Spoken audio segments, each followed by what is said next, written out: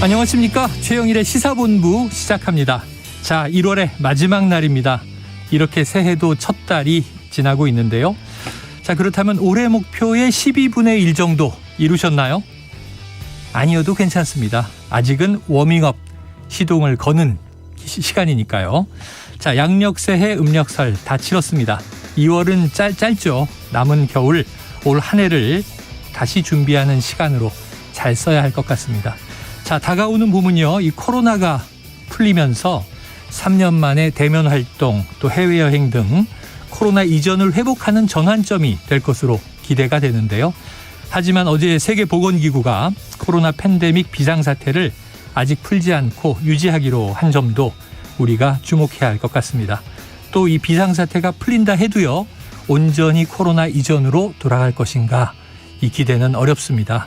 포스트 코로나, 뉴 노멀, 새로운 질서가 만들어지게 되겠죠.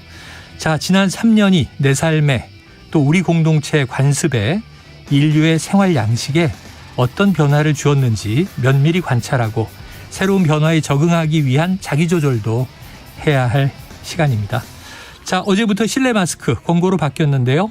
초등학교 3학년 학생들은 친구의 얼굴을 처음 보고 놀라고 낯설고 하지만 좋았다는 보도가 참 상징적으로 다가오더군요. 2월에도 준비할 게 많을 것 같습니다. 최영일의 시사본부와 함께 하시죠. 지금 출발합니다.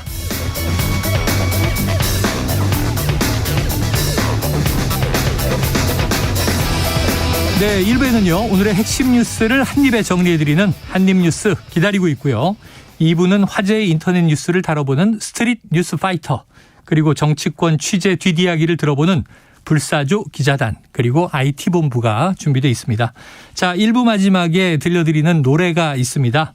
디저트송 신청 늘 기다리고 있으니까요. 오늘 꼭 듣고 싶은 노래가 있으시면 문자 샵 9730으로 자유롭게 신청해 주시면 됩니다. 짧은 문자 50원, 긴 문자 100원이고요. 자, 오늘의 디저트송 선정되신 청취자께는 저희가 치킨 쿠폰을 보내드리고 있습니다. 자, 오늘도 많은 참여 부탁드립니다.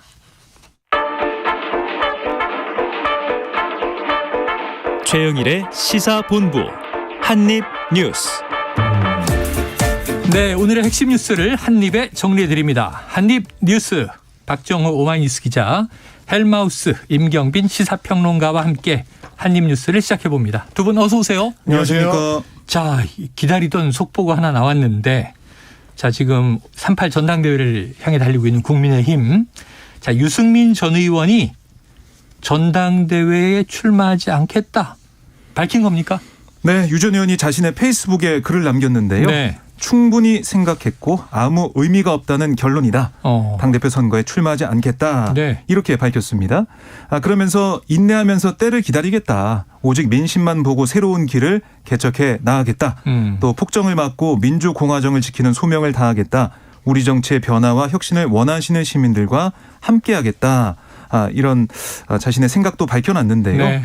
사실은 지금 목요일 금요일이 예. 후보 등록 기간이에요. 이번 주죠. 그렇습니다. 얼마 남지 않았는데 유승민 전 의원이 사실은 출마할 거란 얘기를 그래도 그동안은 많이 들어왔는데 네네. 지금 상황이 녹록지 않다는 판단한 것 같습니다. 결국 뭐 꿀대를 옮겨놨다는 얘기가 나올 정도로 네네. 전당의 룰이 바뀌어 있고 또 그리고 이게 나경원 전 의원이 지금 뭐 불출마를 했지만은 네. 지금 이런 파동을 겪으면서 나경원 전 의원한테 좀 확 관심이 쏠렸어요. 예. 그러니까 지지율 추이도 그다지 좋지가 않고 또 출마를 해서 당선 가능성이 있다 그러면 도전해보면 안 돼. 결선 투표까지 뭐 갈 수 없는 상황이 되는 게 아니냐. 그리고 출마했다가 괜히 뭐 한 자릿수밖에 지지율 못 얻고 참패하게 되면 다음 정치 인생에 또 타격을 받는 게 아니냐. 네. 또 도와줄 선거 조직도 없고 돈도 많이 드는데 승산 없는 게임에 뛰어들 수가 있겠느냐.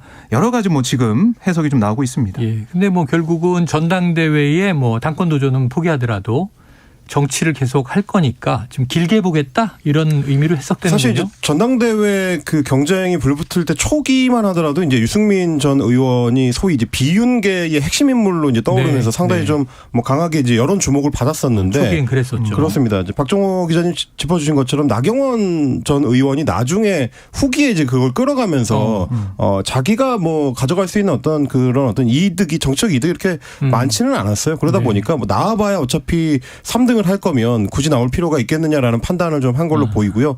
그리고 이번 전당대회 같은 경우는 워낙에 이제 여러 파열음들을 남겼기 때문에 이게 결국 이제 각 정치 세력에는 다 상처로 남게 돼 있습니다. 예. 그 정치적 상처가 내년 총선을 전후한 시기에 분출되게 될 텐데 그때 다시 한번 정치적 재기의 어떤 기회를 잡아보겠다. 그걸 위해서 일단 지금 타이밍에는 한번 이제 쉬는 걸로 하자라는 지금 판단한 걸로 이제 보입니다. 그래요. 지난번에 시사본부에 직접 출연해서도 마지막에는 결국 이 질문에 고심 중이다.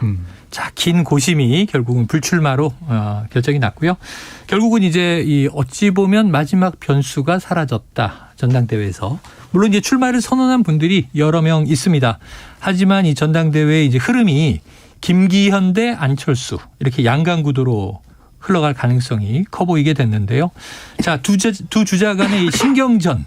박 기자님, 네. 점점 상승되고 있는 것 같아요.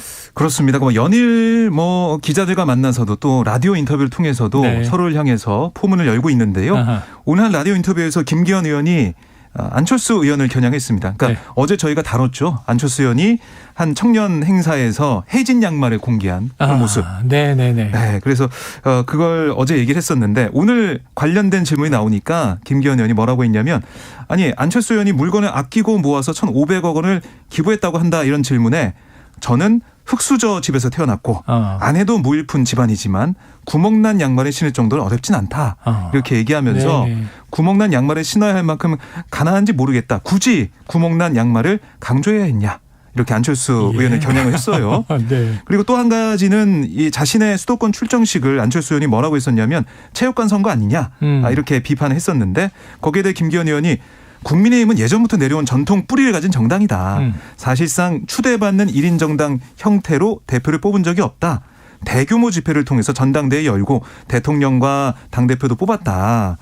이렇게 얘기를 했습니다. 그러니까 이 말은 또 뭐냐면 안철수 의원이 창당했던 이제 국민의당 네. 이거 좀 겨냥해서 그 당은 1인 지배체처럼 됐을지 모르지만 국민의힘은 그렇지 않고 이렇게 다 모여서 후보 뽑고 대표 뽑고 이렇게 한 거다. 이렇게 얘기를 한 거예요. 네. 그리고 안철수 의원이 지난 한 라디오에서 영남 자민련이란 이런 표현을 네, 썼습니다. 네, 네. 왜냐하면은 이게 수도권 민심보다 영남 지역의 민심을 더 치중하다 보면 영남 자민련 되는 게 아니냐. 그러니까 지역 정당화 되는 거 아니냐. 이런 취지의 주장을 펼쳤는데요. 거기에 대해서 김기현 의원은 어떻게 이런 표현을 쓸 수가 있냐. 우리 당원들을 폄훼하는 거다. 역공을 펼치는 모습이었습니다. 그랬더니 안철수 의원은 어제도 그랬고 계속 하는 말이 네거티브하지 않겠다고 하더니 왜 이렇게 네거티브 쪽으로 가고 있냐 하고 김기현 의원을 겨냥을 네네. 했고요. 그리고 이 김기현 의원이 안철수 의원을 지지하는 현역 의원이 없다라는 발언한 것에 대해서도 여러 의원들이 저에게 지지 의사를 표현했다. 그 발언 또한 네거티브의 일종이다. 이렇게 지적을 했습니다. 이게 이제 구도 정리가 되고 나면 네. 정당 혁신이라든지 여당의 역할이라든지 이런 부분을 둘러싸고 경쟁이 좀 본격화될 수도 있지 네, 않을까. 네. 라는 신락 같은 희망을 좀 가져봤는데 결과적으로는 둘 다 배신당하고 있는 것 같습니다. 지금 안철수 의원이나 지금 김기현 의원이나 둘 다 얘기하는 거는 결국 개파에 있어서 내가 얼마나 윤석열 대통령 쪽에 가까우냐, 혹은 주변에 얼마나 많은 의원들이 지지를 하고 있느냐 이런 쪽에만 이야기에 초점이 주로 많이 가 있고요. 김기현 의원 같은 경우는 또 이제 공천 얘기를 자주 지금 꺼내고 있습니다. 최근에는 네네. 본인이 이제 무게파로 정치를 해왔고 원내대표 하면서도 이제 포용이나 탕평 쪽을 해왔기 때문에 공천을 공정하게 할 수 있는 사람이다. 네네. 이 부분을 좀 강조를 하고 있습니다.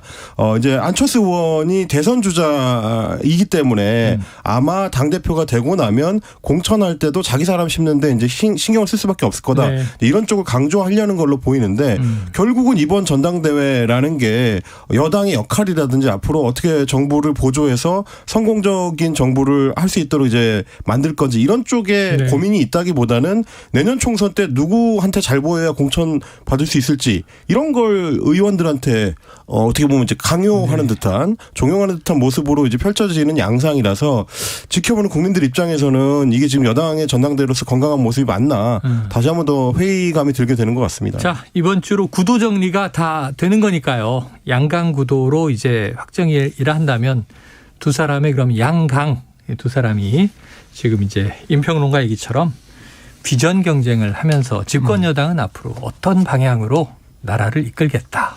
좀 이런 멋진 이야기들을 많이 보여주시기를 남은 기간 동안 기대해 봅니다. 자, 그런데 자, 임평론가님. 네. 궁금한 게 뭐냐면 자, 유승민 전 의원 이제 불출마까지 됐어요. 그러면은 이게 이른바 반윤 혹은 비윤 네.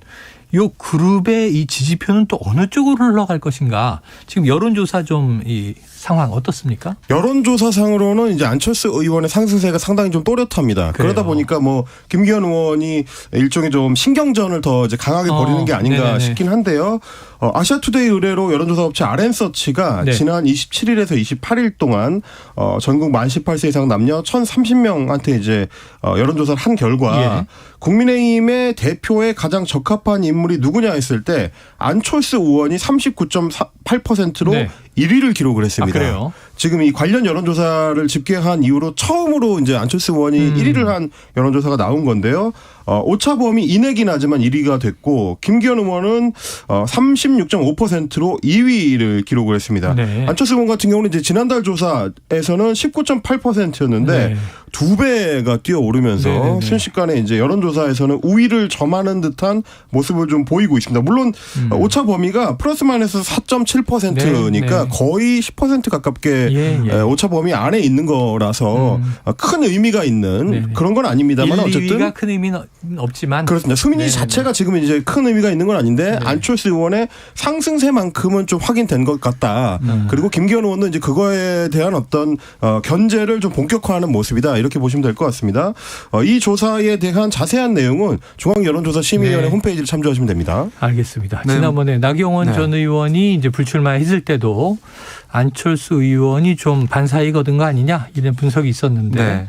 계속 좀 이렇게 이 표를 흡수해가고 있는 양상이네요. 그러니까 지금 유승민 전 의원도 네. 불출마를 선언했기 때문에 그럼 유승민 지지층은 또 어디로 갈 것이냐 예. 그것도 좀 봐야 될 것 같아요. 결국에는 지금 비윤 반윤 후보는 다 없어진 거 아니겠습니까? 네네. 안철수 의원한테 뭐 이 비윤 반윤 이 표들이 가지 않겠냐 이런 얘기가 정치권에서는 좀 많이 나오고 있는 네네네. 상황인데 그게 여론조사에서 어떻게 좀 나타날지 네. 추이를 좀 봐야겠습니다. 알겠습니다. 자, 다음 이슈로 넘어가 보겠습니다. 지금 민주당의 이재명 대표. 자, 나는 이제 대선에서 패했기 때문에 검찰이 부르면 또 나가겠다. 이런 이제 이야기를 했는데 자, 이 어제 바로 그 얘기를 했어요. 검찰의 제소안에 응하겠다. 그런데 이제 시기는 언제쯤으로 예상되나요?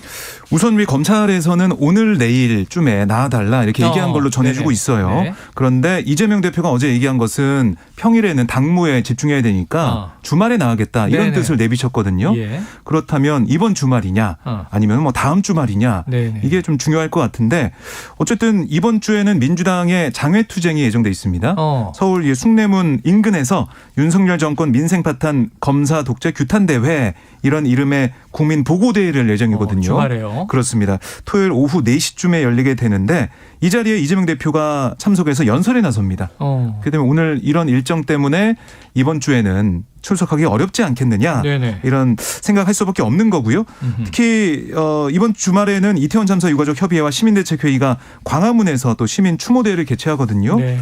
이게 어떻게 보면은 중요한 일정이 될 수가 있어서 같은 날에 치러지는 중요한 일정들이 이번 주말에 있기 때문에 어렵다. 그렇다면 검찰은 또 어떤 입장을 내놓을 것이고 합의가 어떻게 될지 모르겠지만은 다음 주말 이후에 그러니까 다음 주 포함해서 다음 주나 그 다음 주 이때 이재명 대표가 소환될 가능성이 커 보입니다. 네, 자 지켜보도록 하고요. 자, 국민의힘 쪽에서는 이 이재명 대표가 검찰 소환을 대선 패배의 대가다 이렇게 이야기한 것, 또 지금 이제 언급한 민주당의 장외투쟁 이걸 지금 강하게 비판하고 나선 거죠? 그렇습니다. 주호영 원내대표는 오늘 이제 원내대책 회의에서 이재명 대표의 이 발언들에 대해서 비판하고 나섰는데요. 네. 대선 패배에서 이런 일이 생긴 게 아니고 성남시장 할 때 본인이 저지른 것 때문에 네네. 그래서 이제 관계자들도 모두 구속된 사건인데 수사를 어떻게 이제 안 받을 수가 있겠느냐라고 이제 꼬집었고요. 그러면서 민주당이 장외투쟁을 하기로 한 거에 대해서도 민주화 운동을 위해 한다든지 뭐 국가 정체성이 흔들리는 일을 막기 위해서 장애투쟁을 하는 건 봤어도 개인 비리를 수사하지 말라고 장애투쟁을 하는 건 처음 본다. 그러니까 이제 지금 이제 주말에 예고된 민주당의 보고대회는 결국 이재명 방탄용이다. 이제 이런 식의 지금 비판을 하는 거고요. 그리고 사실 이제 민주당 당내에서도 좀 의견들은 좀 엇갈리는 것 같습니다. 뭐 이번 이제 장애투쟁에 대해서 정성호 의원 뭐 친명계의 이제 좌장이라고도 이제 꼽히는데 지속적으로 국회 밖에서 싸우는 거는 바람직하지는 않다. 뭐 이렇게 얘기를 했는데 뭐 이게 이제 일회성이 될지 뭐 정례화가 될지는 모르겠습니다만은 지금 시기에는 이제 전체적으로 민생 관련한 이슈가 윤석열 정권에 상당히 좀 여론 부담으로 돌아가고 있는 상황이라서 지금 타이밍이 좋으냐 뭐 이거에 대해서는 민주당 당내에서도 좀 갈등이 좀 있는 것 같습니다. 의견이 분분하다. 이 상황을 더 지켜봐야 될 것 같습니다. 자, 지금 화요일 점심시간인데요. 교통 상황을 좀 먼저 알아보고 이슈를 계속 이어가 보도록 하죠. 교통정보센터의 유하영 리포터 나와주세요. 네, 이 시각 교통정보입니다. 점심시간인 만큼 도로 위로 교통량이 많진 않지만 돌발 구간은 주의하셔야겠습니다.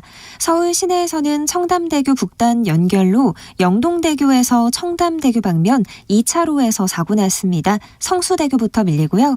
올림픽대로 하남 쪽으론 동작대교 부근 4차로에서 공사하면서 노량진 수산시장부터 막힙니다. 경부고속도로 서울 방향은 여전히 서울 진입이 어렵습니다. 달래내에서 반포까지 정체고요. 반대 부산 쪽으로도 한남에서 서초까지만 속도를 줄입니다. 한편 남해고속도로 순천 방향 창원 2터널 부근 정체는 사고 때문인데요. 지금은 사고가 처리가 되면서 정체가 조금씩 풀려가고 있습니다. KBS 교통정보센터였습니다.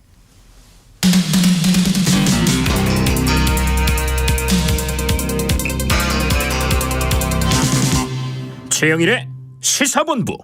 네, 다음 이슈 보도록 할게요. 이 태국에서 체포가 돼서 송환이 된 김성태 전 쌍방울그룹 회장. 자, 보니까 이 검찰 조사에서 북한에 총 800만 달러를 전달했다.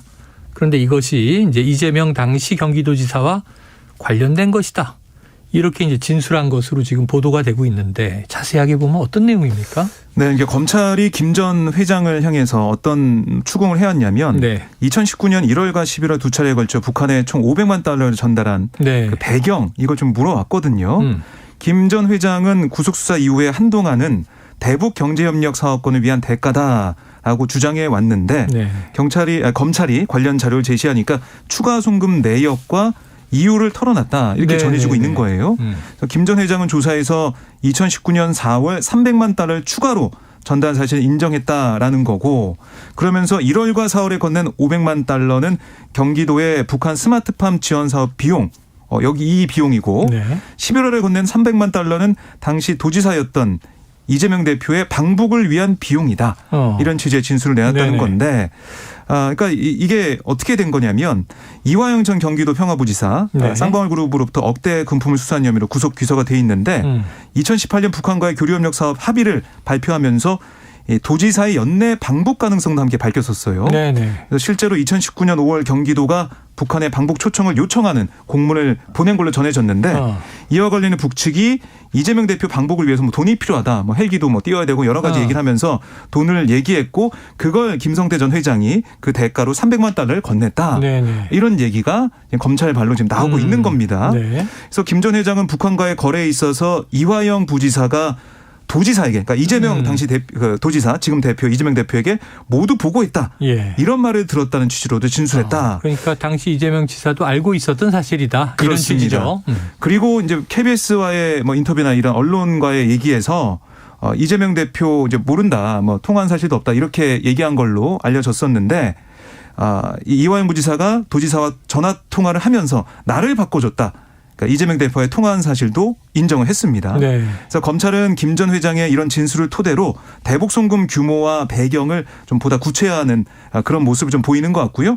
쌍방울이 어떤 이유에서 경기도를 대신해 거액을 건넨 건지 이것도 밝혀가겠다 이런 얘기가 나오고 있습니다. 알겠습니다. 결국 이제 이 사안에서 핵심 연결고리가 되는 건 이제 이화영 경기도 평화부지사가 전 지사. 그렇습니다. 이렇게 될 것 같은데 그러니까 아마 이제 이화영 부지사 같은 경우는 중간에 쌍방울의 이제 사회이사를 지내면서 뭐 네네네. 법인카드를 이제 받아서 사용했다는 의혹 관련해가지고 지금 구속이 돼 있는 그렇죠, 상황이고, 그렇죠. 그러니까 상당히 이제 쌍방울하고 이제 밀착된 상황에서 대북 정책을 이제 추진할 때 본인이 이제 키를 쥐고 움직인 것 같습니다.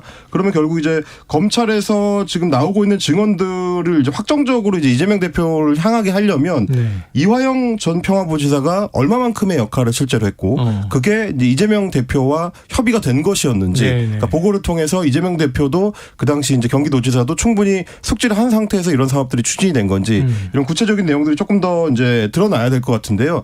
오늘 이거에 대해서 이제 기자들이 이재명 대표한테 물었는데 이재명 대표는 검찰이 새로 소설 집필에 착수한 것 같다. 네네. 뭐 지금까지는 그렇게 잘 쓰지 않아가지고 인기가 없었는데 이번에 어떨지 보자. 뭐 이런 식의 이제 농담 네. 비슷하게 답변을 했던데요. 실제 내용들은 이제 검찰 수사가 조금 더 진행이 돼봐야 이재명 대표와 연결시킬 수 있을지가 좀 드러날 것 같습니다. 알겠습니다. 자, 그런데 처음에 김성태 전 회장이 이제 구속될 때 이재명 대표와 연관된 고리는 사실 이제 김성태 전 회장은 여러 가지 혐의로 지금 구속이 됐어요. 그렇습니다. 뭐 배임도 있고 횡령도 있고 이제 자신이 이제 사업을 운영하던 경영자니까.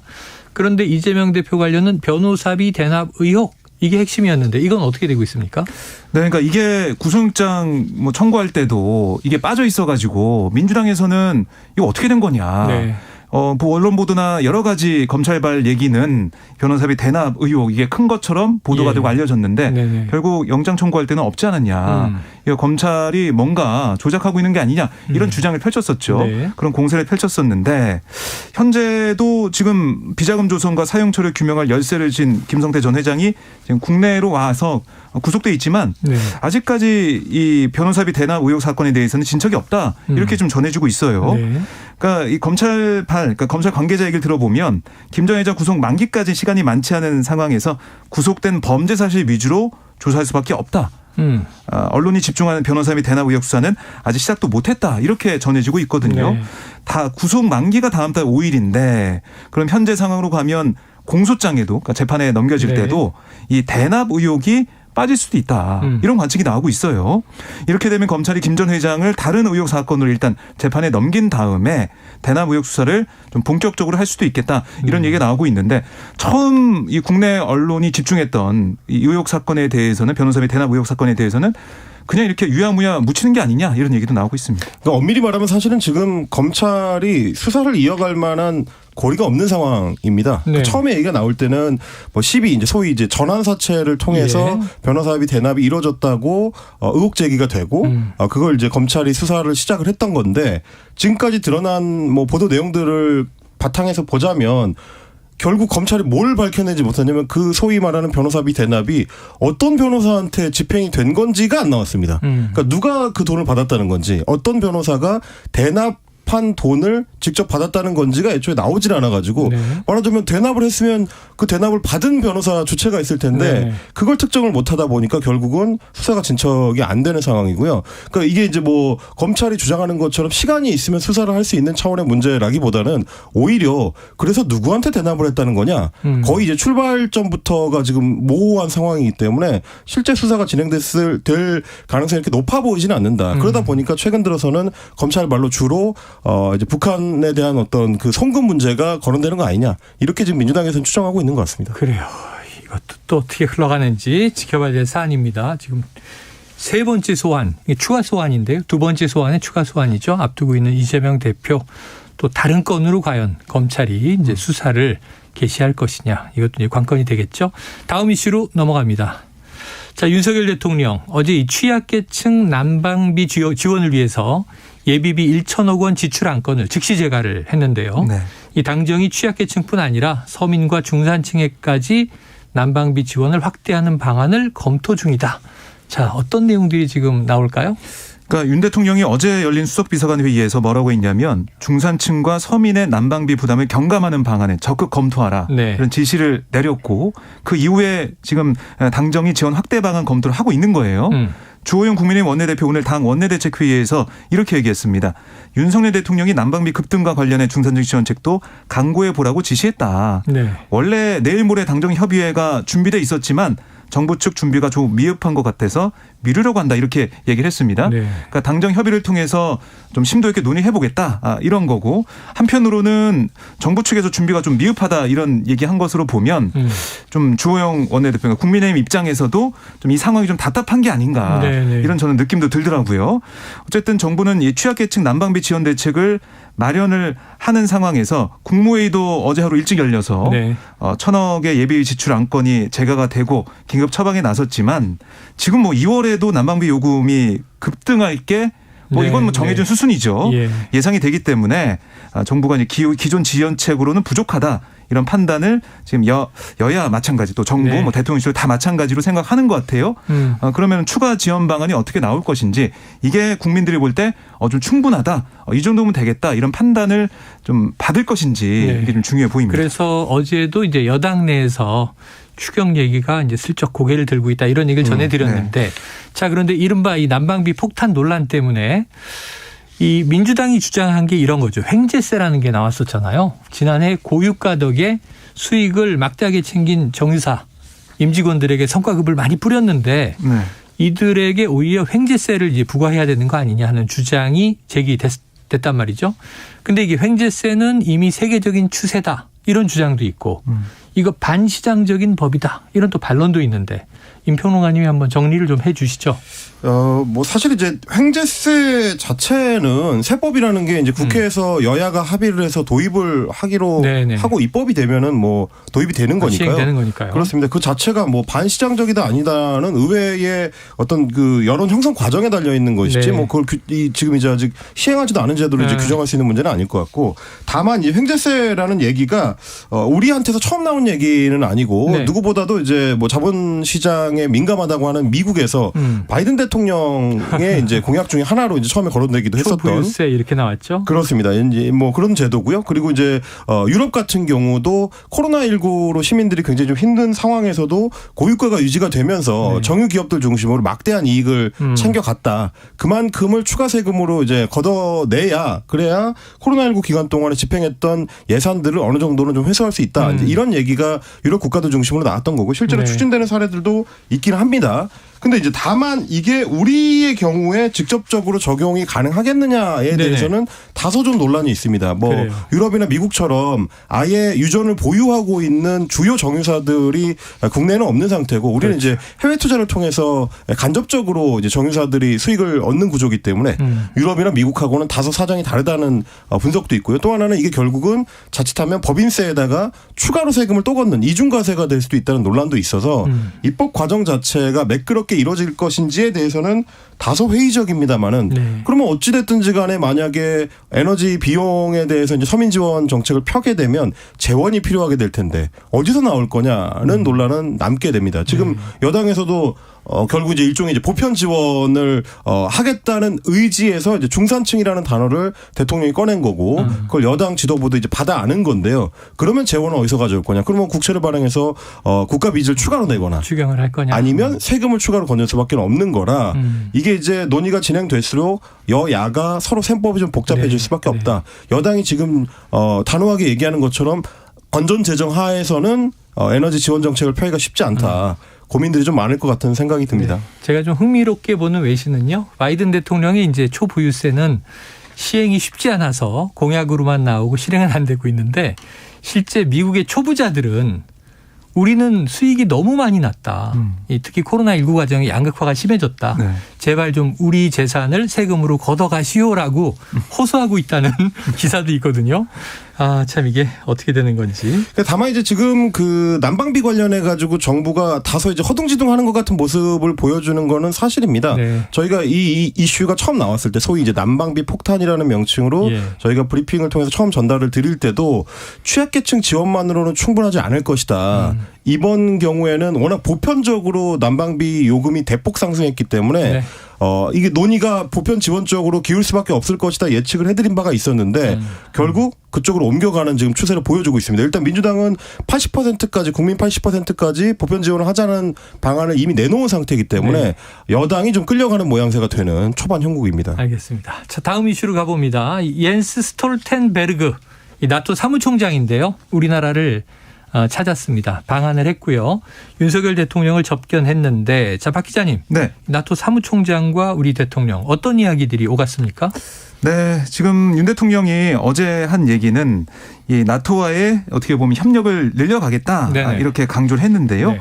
지난해 6월 나토 정상회의 참석을 계기로 한국과 나토 관계가 빠르게 발전하고 있고 또 사이버, 신기술, 기후변화, 방위산업 같은 새로운 분야의 협력을 담아낸 한국과 나토 개별 맞춤형 파트너십 프로그램 네. 이게 성공하도록 관심과 역할을 당부한다 이렇게 얘기를 했습니다.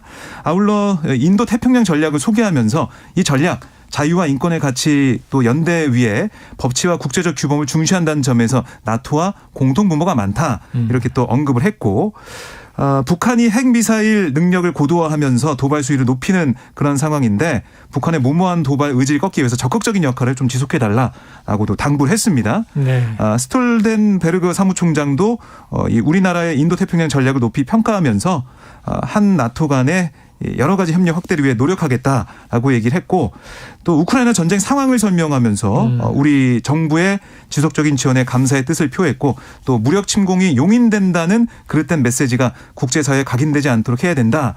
이렇게 우리의 이제 협조를 당부하는 모습을 보였습니다. 네, 자, 보도를 보면요. 이 한국이 우크라이나 전쟁의 군사적 지원 군사적 지원에 나서달라 이런 메시지가 나온 것 같은데 맞습니까? 네. 그렇습니다. 스톨텐베르그 사무총장이 우리에 대해서 이제 요청한 게 좀 알려졌는데요. 네네. 대한민국과 나토 위험이 가중된 세계에서 파트너십 강화 모색이라는 주제로 진행된 이제 특별 강연. 여기서 한국이 우크라이나에 대해서 경제 지원을 했다는 거에 대해서는 사의를 표하면서도 동시에 네. 한국이 군사적 지원이라는 특정한 문제에 나설 것을 촉구한다라고 요청을 한 겁니다. 예. 그러니까 뭐 이렇게 되면 이제 사실 교환 가치 측면에서 봤을 때 우리가 좀 손해를 보는 셈이 되는 네네. 건데요. 나토 입장에서는 어차피 이제 동북아 정세에 직접 가담할 수 있는 어떤 상황은 아니기 때문에 국제서양 조약기구잖아요. 그렇습니다. 뭐 자체가. 물리적 거리가 워낙 멀기 때문에 네네. 뭐 북한 핵 문제에 대해서 원론적인 입장만 표해주면 우리 입장에서는 받을 거 받은 게 되는 셈인데 네. 나토 입장에서 지금 요구하고 있는 우크라이나에 대한 군사적 지원은 우리는 굉장히 좀 곤란한 네. 사안입니다. 러시아와의 관계 문제도 있고 직접적으로 뭐 이게 공격 무기를 지원했을 때는 또 다른 문제들이 네네. 추가로 파생될 수 있기 그렇죠. 때문에 사실은 꺼내고 싶지 않은 얘기 중에 하나인데 나토 입장에서는 왔을 때 결국 이제 한국을 압박할 수 있는 카드로 예. 활용한 셈이 돼버려서 우리가 이제 나토와의 관계 강화를 하는 건 미국한테는 좋을 수 있지만 네. 중장기적으로 결국 한국이나 한반도 상황에 도움이 되는 것이냐 이 부분에 대해서는 역시 좀 고민이 필요한 지점이 있다 그런 생각을 또 하게 되는 그래요. 거죠. 참 어렵게 이제 독일과 미국이 전차 지원을 우크라이나에 하기로 했는데 제렌스키 대통령은 바로 항공기, 전투기도 지원해달라, 미사일도 지원해달라 이렇게 돼가지고 바이든 대통령이 최근에 F-16 지원하느냐 전투기 말이죠. 노! 또 이렇게 답변을 한 외신도 있습니다. 공격 무기를 지원한다, 군사적 지원을 한다. 이건 굉장히 좀 이렇게 위험한 문제이기 때문에 정말 신중한 검토가 필요하고요. 안 하면 좋겠다 하는 생각을 해봅니다.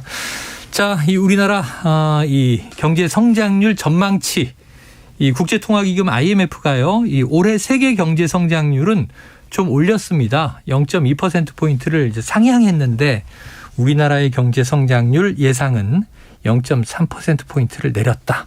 그만큼 좀 어렵다. 지금 삼성전자의 영업이익이 대폭 감소했다는 기사도 있죠.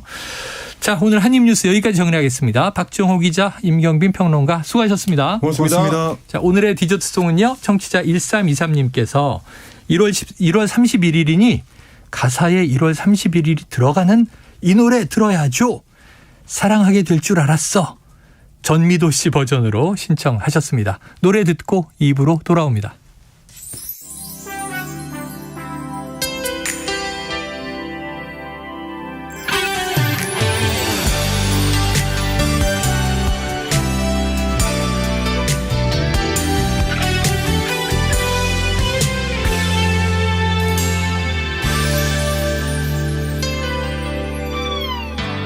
널 처음 사진으로 본 그날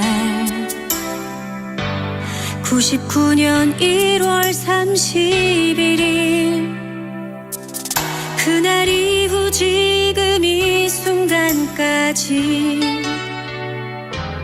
나 하나만 기다려준 너를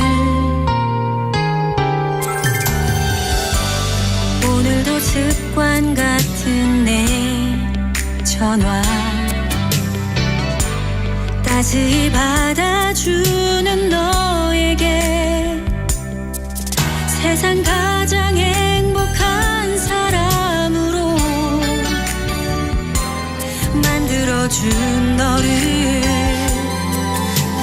너무 사랑해 사랑하게 될 줄 알았어.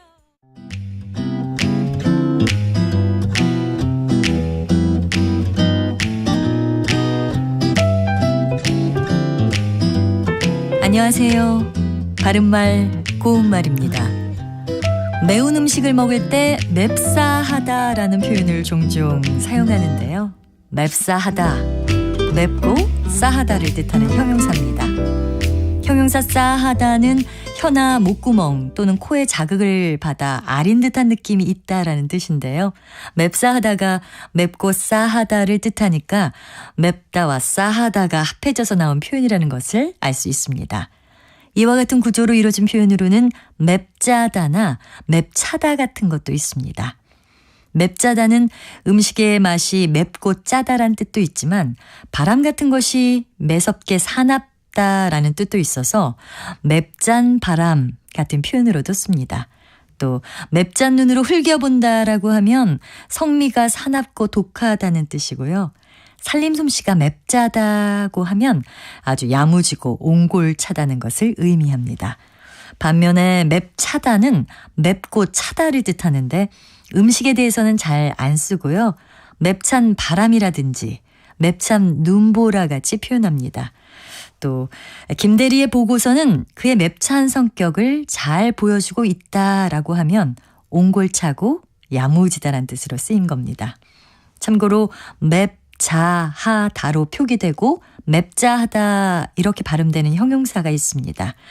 모양이 제격에 어울려서 맞다라는 뜻이고요. 예를 들어보면 내가 그 옷을 입으니 맵자하게 잘 맞는구나 이렇게 쓸 수 있습니다. 바른말 고운말 아나운서 변희영이었습니다.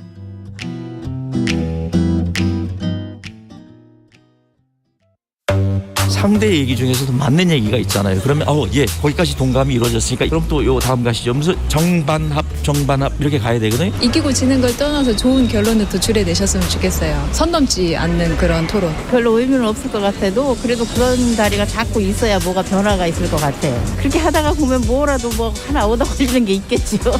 시민 농객 여러분을 기다립니다. 평일 저녁 7시 20분 KBS 열린 토론.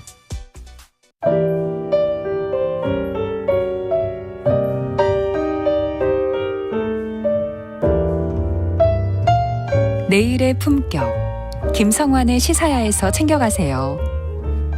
하루를 마무리하는 시간 꺼내보는 당신의 지식 창고. KBS 1라디오 김성환의 시사야.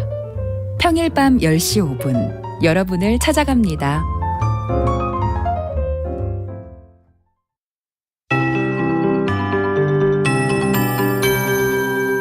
KBS 58분 날씨.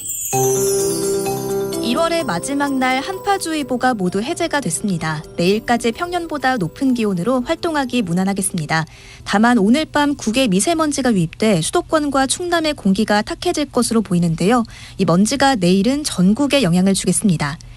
오늘 한낮 기온 대체로 어제보다 3도에서 5도 정도 높겠습니다. 서울이 7도, 대전 9도, 강릉 부산 10도, 광주는 11도 안팎까지 크게 오르겠습니다. 중부지방엔 눈구름이 다가오며 서울의 하늘이 흐려지고 있습니다. 오후부터 경기 북부에 5mm 미만의 비가, 강원 내륙 산지에 최대 3cm의 눈이 예보돼 있고요.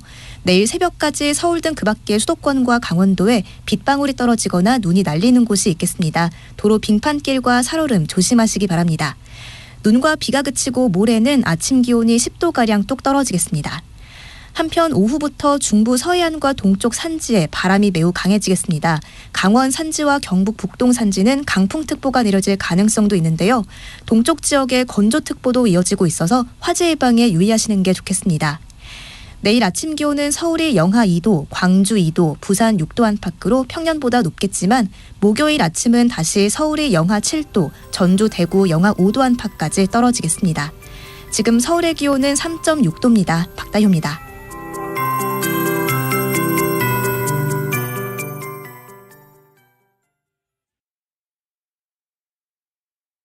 정성을 다하는 국민의 방송 KBS가 한시를 알려드립니다. AM 711kHz, FM 97.3MHz, KBS 1라디오입니다. HLKA.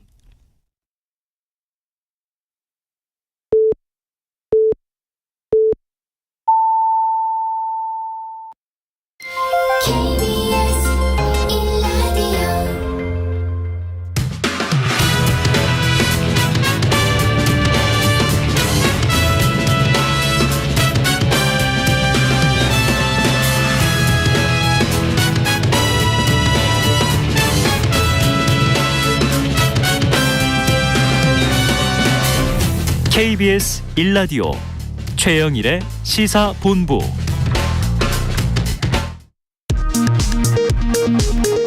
이 시각 라디오 정보센터 뉴스입니다. 국민의힘 전당대회 후보 등록을 이틀 앞두고 유승민 전 의원이 전대 출마에 아무런 의미가 없다는 결론을 내렸다며 당대표 불출마를 선언했습니다. 당권 구도는 사실상 김기현, 안철수 의원의 2파전으로 굳어졌습니다. 주호영 국민의힘 원내대표는 더불어민주당이 이재명 대표에 대한 검찰 수사에 맞서 장외투쟁 성격의 국민보고대회를 예고한 데 대해 개인 비리를 수사하지 말라고 장외투쟁하는 건 처음 본다고 비판했습니다.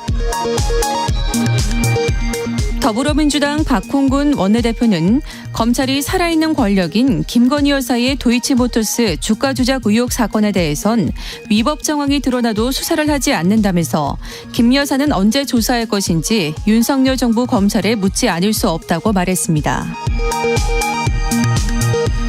북한이 최근 고체연료 발사체의 엔진 시험을 한 정황이 민간 위성에 포착됐습니다. 지금까지 라디오 정보센터 뉴스 정한나였습니다.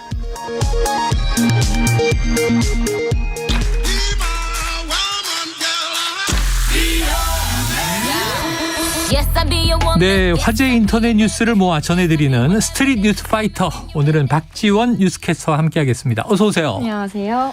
자, 요즘 한파가 계속 이어지고 있는데, 그렇죠. 뭐 이번 주에는 약간 낮에는 영상이지만 그래도 아침 저녁은 영하예요. 이런 추운 날씨에 이 극단적인 선택을 하려던 여성을 살린 시민의 소식이 많은 이들의 마음을 좀 따뜻하게 녹이는 것 같습니다. 어떤 내용입니까? 서강대교에서 극단적인 선택을 시도하려던 20대 여성을 시민 2명이 구조해낸 선행이 뒤늦게 알려져서 화제가 되고 있습니다. 네. 유튜브 채널 한문철TV에서 소개되었던 영상인데요. 지난해 11월 12일 오후 1시쯤이었습니다. 20대 여성 A씨는 서강대교 난간 위에 위태롭게 걸터 앉아 있었는데요. 이를 본 제보자 B씨는 속도를 줄이고 안전지대를 찾아 멈춰서 세웠습니다. 섣불리 다가갔다가는 더 위험할 수 있다는 생각에 5분가량 A씨를 지켜보던 B씨는 A씨가 극단적인 선택을 할 가능성이 있다고 판단하고 경찰에 신고를 합니다. 그 후 B씨는 다리 밑에 119 구조선이 도착한 것을 확인한 후 다른 시민과 함께 A씨를 꼭 붙잡고 다리 안쪽으로 끌어내렸습니다. A씨의 손을 잡은 B씨는 A씨가 얼마나 오랜 시간 동안 난간 위에 앉아 있었는지 손이 차갑게 굳어 있었다라고 합니다. B씨는 당시 상황을 전했는데요.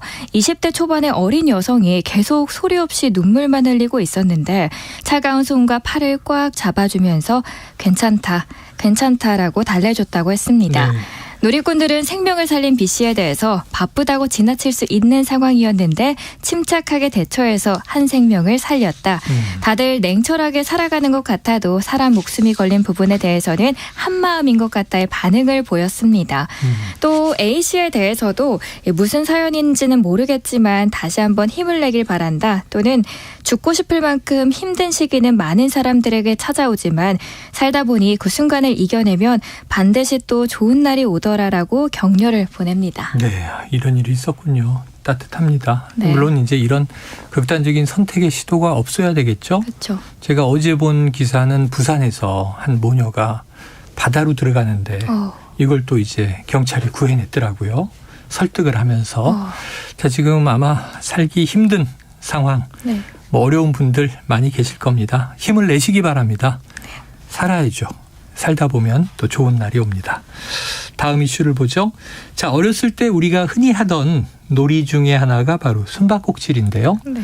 그런데 이 숨바꼭질 놀이로 먼 나라까지 건너간 소년이 있다. 네. 이게 무슨 얘기예요?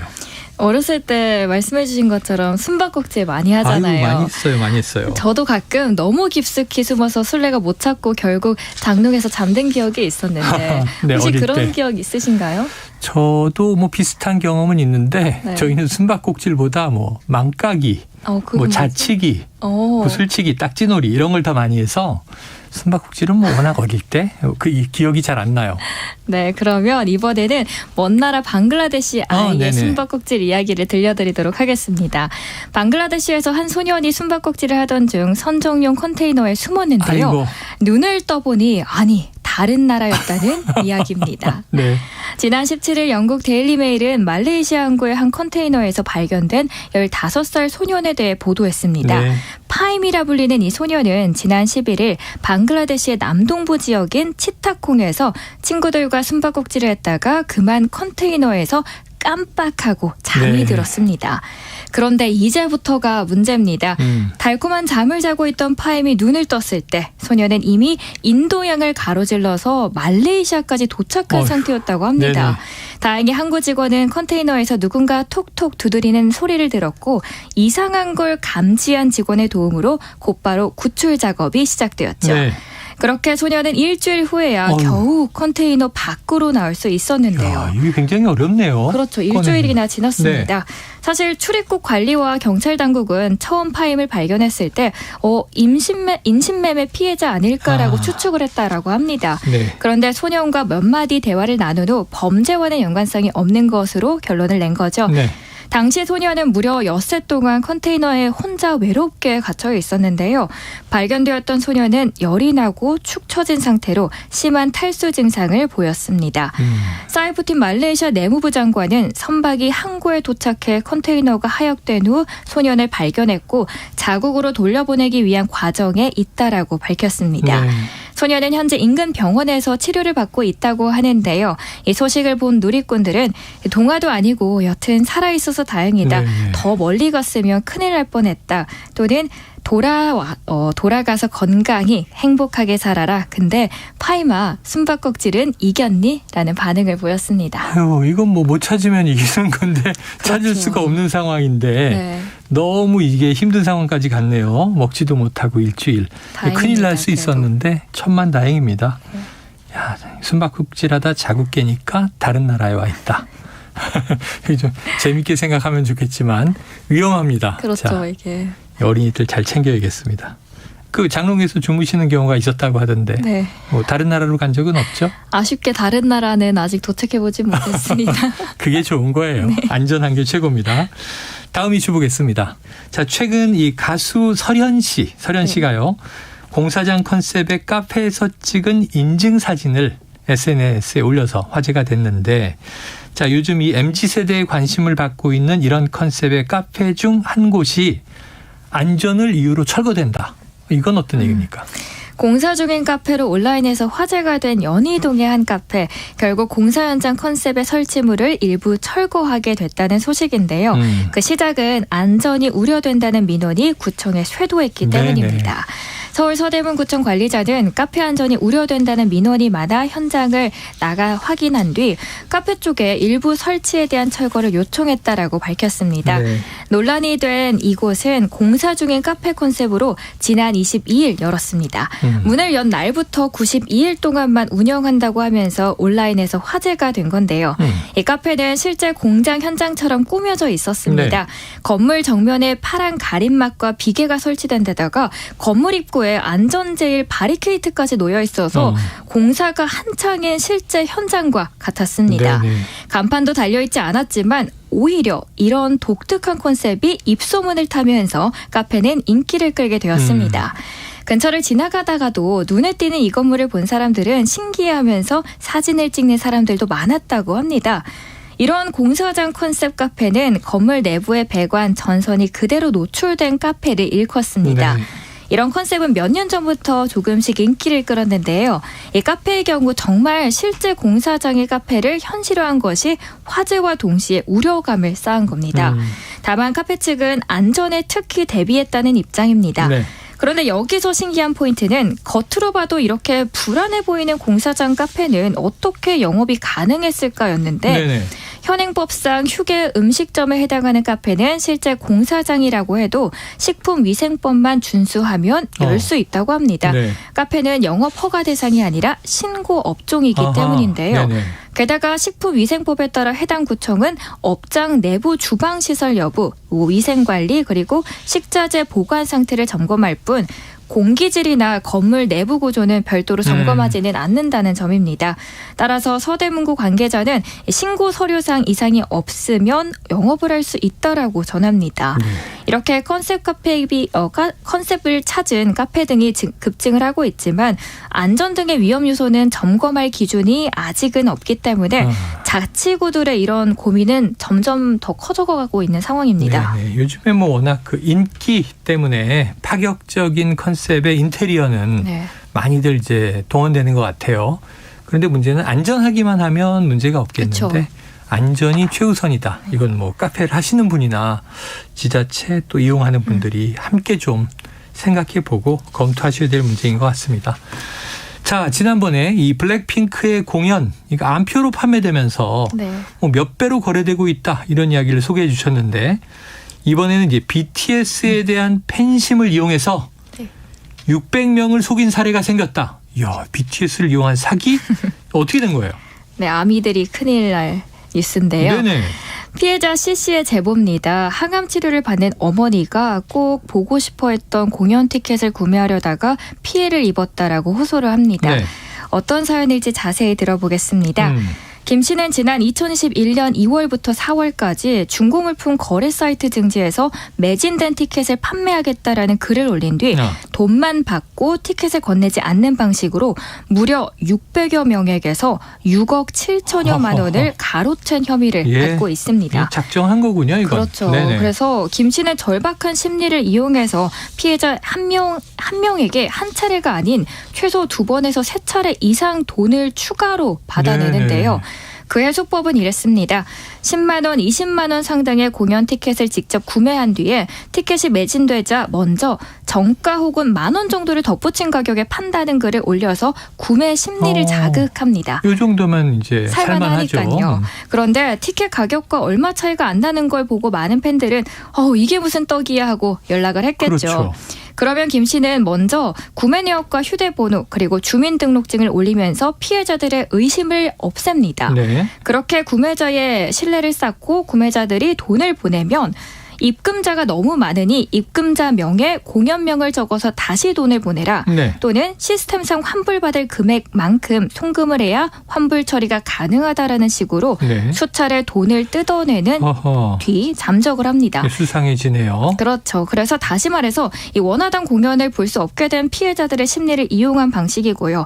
뿐만 아니라 김 씨는 범행 과정에서 피해자들을 수시로 조롱하기도 합니다. 어떻게요? 예를 들어 피해자 A씨가 환불을 요구하자 김 씨는 피해 금액의 0.1%인 264원을 송금을 합니다. 장난하나요? 500원도 안 되는 네. 금액이고요. 또는 IP 기록 등으로 자신을 추적한 피해자 B씨에게 해외 IP라 조회해도 어차피 안 나올 거니까 이렇게 한심한 짓거리 좀 하지 마라라고 비웃습니다. 네네. 적반하장이네요. 그렇죠. 그래서 요리조리 이렇게 피해가던 김 씨도 결국 수많은 피해자들의 제보를 통해서 검거됐는데요. 네. 문제는 이번이 처음이 아니라는 사실이 더 놀랍습니다. 김 씨는 코로나가 급격히 확산했던 2020년이었죠. 이 비슷한 범죄를 저질렀는데요. 당시 김 씨는 마스크를 팔겠다면서 피해자들에게 무려 766만 원 상당을 뜯어낸 뒤 잠적했습니다. 네. 그때 당시 징역 10개월을 선고받았습니다.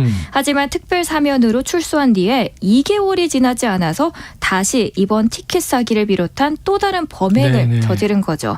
일부 피해자는 다행히 민사소송에서 승소하면서 피해 금액을 돌려받을 수 있는 법적 근거를 확보하기도 했습니다.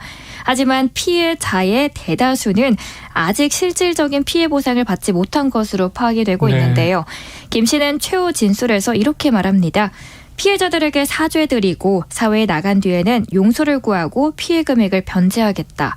반면 피해자 측은 진정한 반성의 태도를 보이지 않고 있고 재판부에 엄벌을 요구한다라고 반박합니다. 김 씨 사건의 선고 공판은 다음 달 2일로 예정되어 있다고 하는데요. 이번 판결이 어떻게 날지는 계속해서 지켜보셔야 될 것 같습니다. 네, 첫 번째 이 마스크 사기는 뭐 766만 원 상당이었지만 그렇죠. 참 여기서 이게 아이러니한 게 특사로 풀려났다는 거예요. 주로 뭐 모범수라든가 또는 뭐 개선의 여지가 있다든가 반성을 깊이 한다든가 그러면 이제 일찍 풀어주고 열심히 살아가면 되는데 이 700만 원대의 사기가 이제 6억 원대의 사기로 아주 무려 그냥 2개월 만에 커져버렸습니다. 네. 엄벌을 받아야 하지 않을까. 너무나 피해자들이 많다. 거기다 또 BTS의 그렇죠. 이름에 누를 끼쳤다. 뭐 이런 여러 가지 괘씸죄가 있겠네요. 물론 이제 법정에서 합리적인 판결하리라고 생각이 됩니다. 자, 오늘 말씀 여기까지 정리하죠. 지금까지 박지원 뉴스캐스터였습니다. 고맙습니다. 고맙습니다.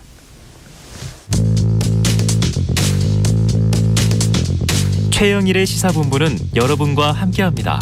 짧은 문자 50원, 긴 문자 100원이 드는 샵 9730. 라디오 어플 콩과 유튜브는 무료로 참여하실 수 있습니다.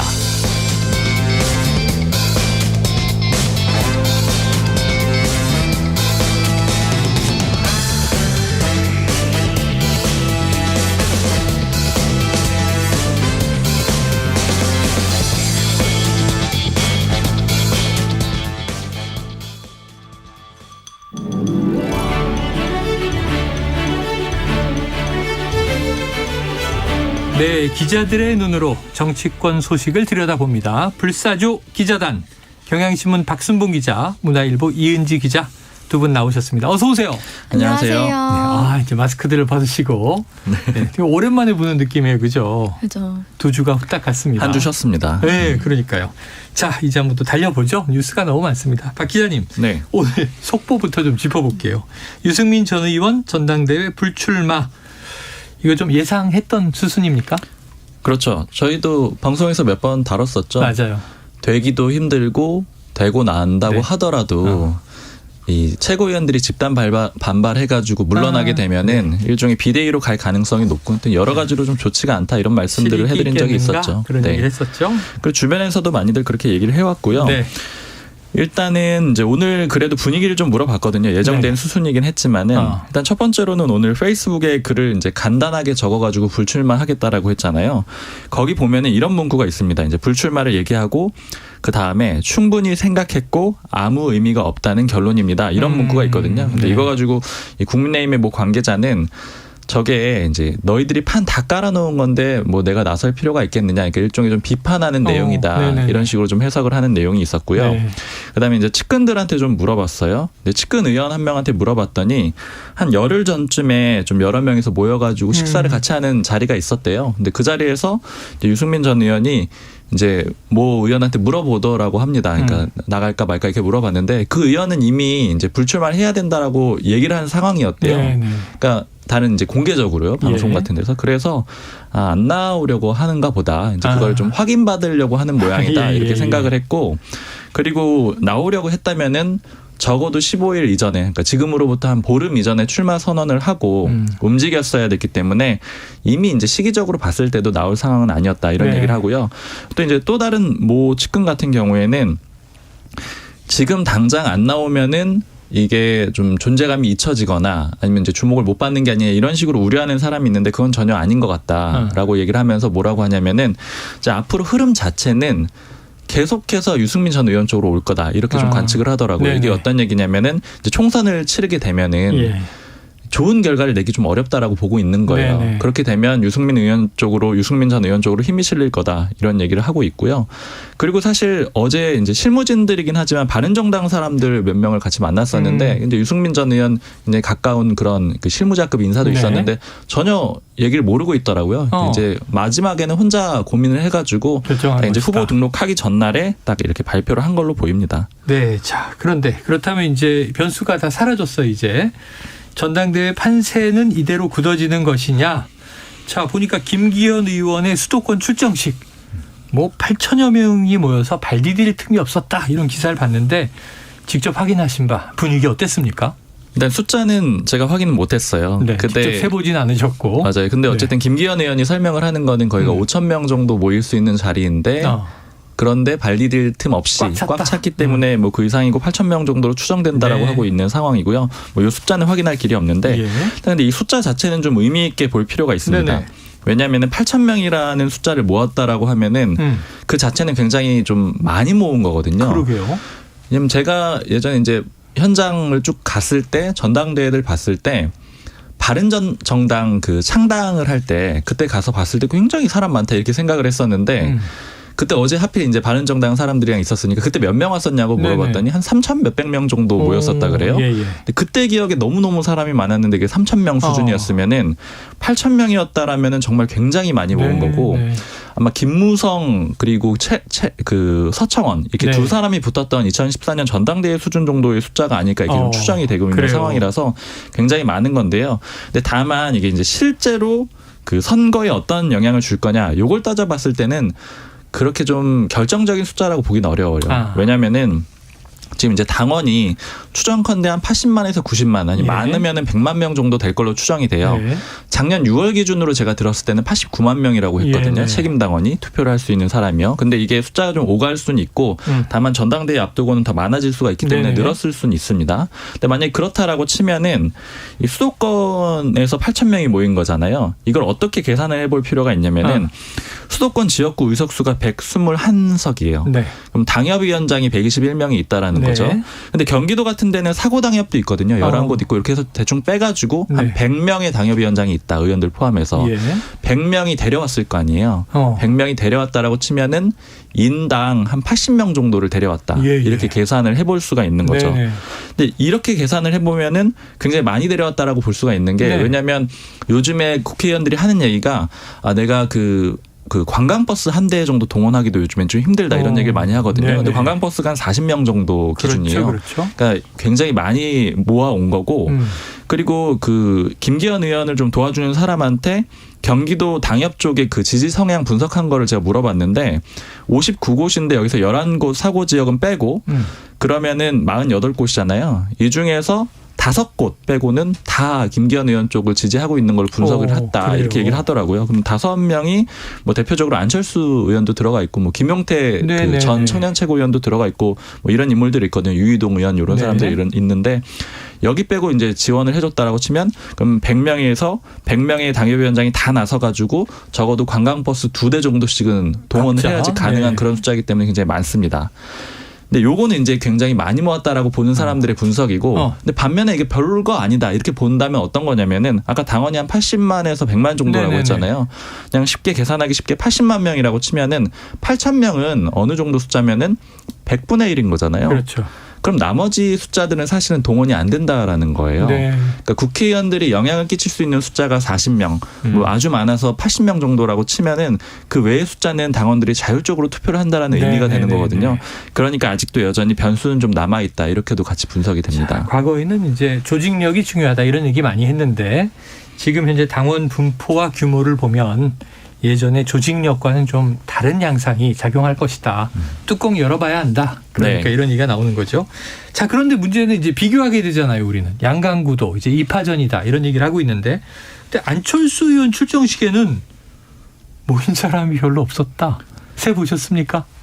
아니, 공식적으로는 현역 중에는 없다고 봐야 될 것 같고요. 현역 중에는 없다. 네, 왜냐하면은 사실 아까 이제 경기도 당협 쪽 말씀을 드렸는데.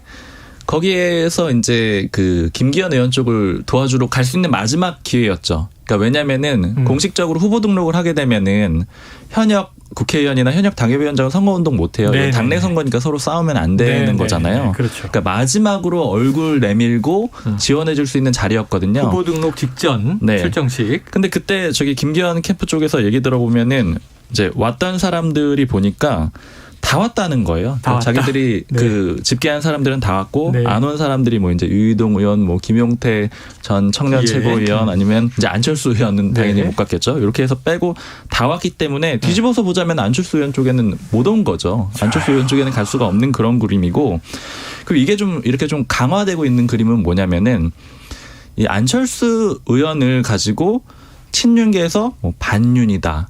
아니면 뭐 비윤이다 이런 식으로 공개적으로 공격을 하진 않아요. 나경원 전 의원 같은 경우에는 반윤의 수괴다 이런 식으로까지 공격을 했었지만 그에 비해서는 안철수 의원은 공격을 안 하잖아요. 네. 공개적으로 공격은 할 수 없다라는 얘기인데 다만 여태까지 왔던 이 모든 과정들이 사실은 안철수 의원을 배제하기 위한 거다 이런 식의 지금 해석들을 당내에서 많이 하고 있어요. 그러니까 더 못 가는 거죠. 공개적으로 반윤은 아닌데 가진 못한다라는 거예요. 이게 어떤 의미냐면은 사실 이제 안철수 의원은 그 친윤 그룹에서 그렇게 공개적으로 배제하기가 굉장히 어려운 인물입니다. 네네. 일종의 개국공신인 거예요. 그렇죠. 윤석열 대통령이 당선이 되는 과정에서 단일화. 연합을 해가지고 같이 이겨낸 거잖아요. 또 인수위원장. 맞습니다. 이게 사실은 3연합군 체제로 저는 분석을 하는데 이준석 전 대표도 여기 포함이 돼 있는 거죠. 근데 이준석 전 대표는 너무 많이 갈등을 했어요. 그리고 일종의 반란을 많이 일으켰기 때문에 이제 공개적으로 공격을 한 거고 안철수 의원을 내칠 수는 없는 겁니다. 그리고 그림상으로 봤을 때 총리를 안 받았잖아요. 그렇죠. 총리를 받을 거라고 생각을 했는데 총리를 안 받았으면 그 다음 수순 당대표로 나올 거라는 게 예측이 되는 상황이었거든요. 그러니까 이거를 못하게 한다라는 거는 일종의 단일화 협상에 대해서 파기하는 그런 그림이 되고 안철수 의원이 고정적으로 가지고 있는 뭐 지지율이 있습니다. 한 10% 이상 되잖아요. 항상 대선 때도 나오는 그 지지율을 이탈이 될 가능성이 있기 때문에 굉장히 부담스러운 거죠. 근데 다만 안철수 의원이 당대표가 되는 건 어쨌든 싫은 거잖아요. 그러니까 옆에는 있어줘야 되는데 당대표가 되기는 건 싫은 거. 이 그림이 이 앞선 전당대회 정리 과정에서 다 드러났고 그러니까 현역이나 당협위원장들은 도와줄 수가 없는 그런 그림이 됐습니다. 자, 그런데 우리가 나경원 전 의원이 이제 불출마 결국은 선언을 하고 여러 가지 그 뒤에 해석이 구구한 이야기가 달려 있었습니다만 그러면 나경원 전 의원의 지지세는 어디로 흡수되나 궁금해했었는데 오늘 또 마침 유승민 전 의원의 이제 불출마가 나왔으니까 그럼 유승민 전 의원의 지지세가 있다면 안철수 의원에게 어떻게 유불리 어떻게 작용할까요? 일부는 그러니까 기존에 그 나경원 전 의원 지지율이 상당수가 좀 안철수 의원 쪽으로 갔잖아요. 그렇게 해석이 되죠. 일부 여론조사들을 봤을 때는 좀 그렇게 보이는데 비슷할 것 같아요. 그러니까 나경원 전 의원의 지지율 상당수가 안철수 의원에게 갔지만 다 가지는 않았거든요. 그거랑 좀 양상이 비슷할 것 같은 게 일단 유승민 전 의원을 지지하는 사람들 중에서 상당수는 어쨌든 김기현 의원을 지지하기가 좀 어려울 거고 그러면은 이제 안철수 의원 쪽으로 갈 텐데 그러나 유승민 전 의원과 안철수 의원의 관계는 그렇게 좋지가 않거든요. 그러니까 만약에 비윤이라고 크게 묶는다고 하더라도 결이 좀 다르잖아요. 그래서 다 흡수가 안 될 거고요. 그리고 특히나 이제 그 유승민 전 의원하고 좀 가까운 그 국민의힘 사람이 하는 얘기는 뭐냐면은 유승민 전 의원을 지지하는 사람들이나 이준석 전 대표를 지지하는 좀 청년층 중에서 그 특성이 뭐냐면은 무조건적인 지지를 해주지는 않는다라는 거예요. 그러니까 예를 들면 뭐 이준석이면 100% 이준석 아니면 유승민이면 무조건 유승민 이런 거라기보다는 정책이나 이런 게 좀 맞아 떨어질 때 지지를 해주고 아니면 투표를 잘 안 하거나 빠지는 경향이 강하다라는 거예요. 그래서 이제 나오는 얘기는 이렇게 후보가 다 빠지게 되면은 그냥 이탈하지 않겠느냐. 그러니까 투표를 안 하는 무관심층으로 빠져나가지 않겠느냐. 그러니까 이런 예측이 있기 때문에 이렇게 전적으로 흡수되는 그런 그림은 아닐 것 같습니다. 알겠습니다. 자, 대통령실로 가보겠습니다.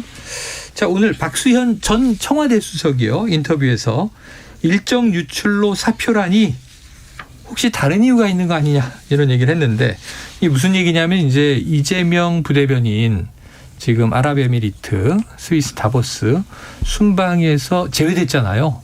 경질설이 돌았는데 결국은 이제 자진 사퇴로 막을 내렸습니다. 자, 그러다 보니까 이재명 부대변인의 사퇴 지금 대변인도 공석인데 이게 지금 석연치가 않다. 실제로 좀 배경은 어떻게 보여집니까? 기자들의 눈에는. 네, 제가 좀 종합적으로 얘기를 들어봤을 때는 일단 이재명 부대변인이 사의를 표한 거는 지난 13일이에요. 그러니까 상당히 좀 시간이 많이 됐죠. 그러네요. 그 윤석열 대통령이 순방을 갔던 게 14일부터였거든요. 이제 그 전에 이 UAE 관련된 일정이 공유가 돼버렸고 공개가 돼버렸고. 그것 때문에 일단 대통령실 쪽에서는 UAE에 좀 그 안 좋은 얘기를 그러니까 좀 부탁하는 얘기를 했어야 됐나 봐요. 그러니까 이렇게 일정이 좀 공개가 돼서 변경이 필요하다 이렇게 요구를 해야 돼가지고 좀 불편한 상황이었다 그래요. 그러니까 그러다 보니까 이제 이걸 가지고 책임을 지고 물론 이제 그걸 유출한 거는 대통령실 쪽에서는 좀 기자들이 아니냐 이렇게 좀 추정을 하고 있는 그런 상황이고요. 그렇게 해서 일단 사의를 표한 상태였는데 일단 좀 더불어서 좀 해석이 나오는 거는 그날 또 특히 윤석열 대통령 심기가 안 좋은 날이었다 그래요. 그때 나경원 전 의원이 페이스북에 글을 오전에 썼었거든요. 그날.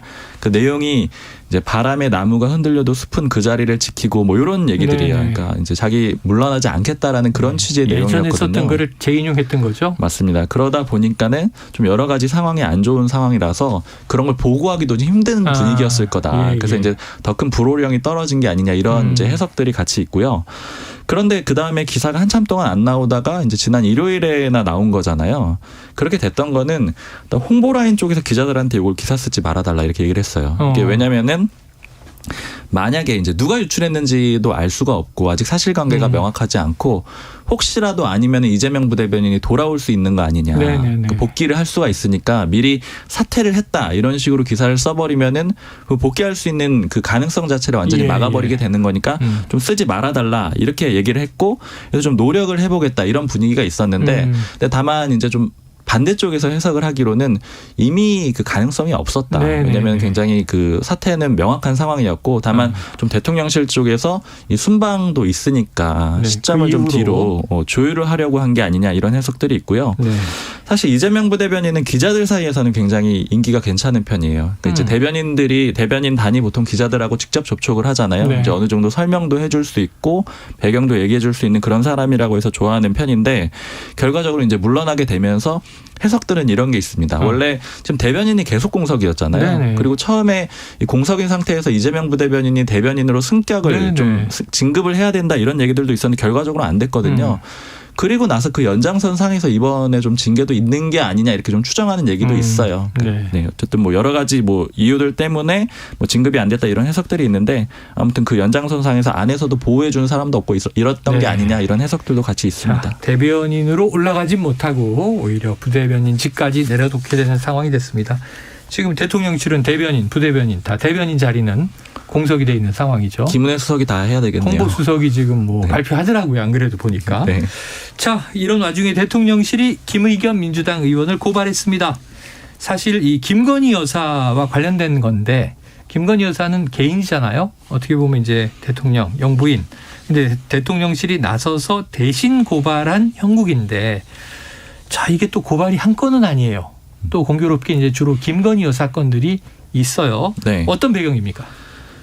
근데 사실 요거는 제가 이제 배경은 좀 물어봤는데 뭐 그렇게 똑 부러지는 배경이 있다기보다는 이제 김의겸 의원이 그간에 제기했던 의혹들에 대해서 굉장히 크게 불신을 하고 있는 그런 분위기가 좀 있더라고요. 대통령실 모욕적이다 이런 표현도 나왔죠. 대통령실 쪽에서 이제 제가 따로 들은 표현들은 이런 식으로 김의겸 의원이 이제 가짜 뉴스로 얘기를 하는 거는 이제 표현 그대로 전해드리면 정치적 관대함을 베풀 필요가 전혀 없다. 이건 봐줄 필요가 없는 사안이다. 정치적 행위가 아니다.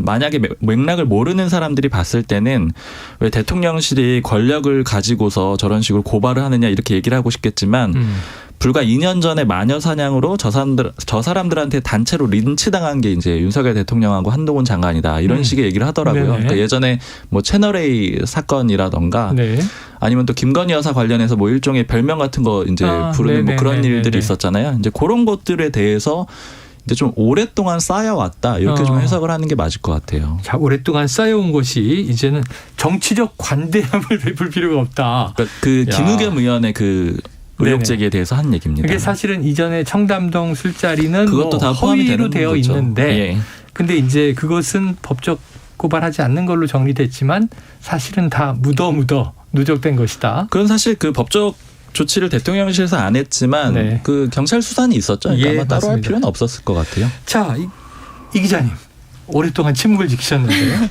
김의겸 의원은 민주당 의원이니까요.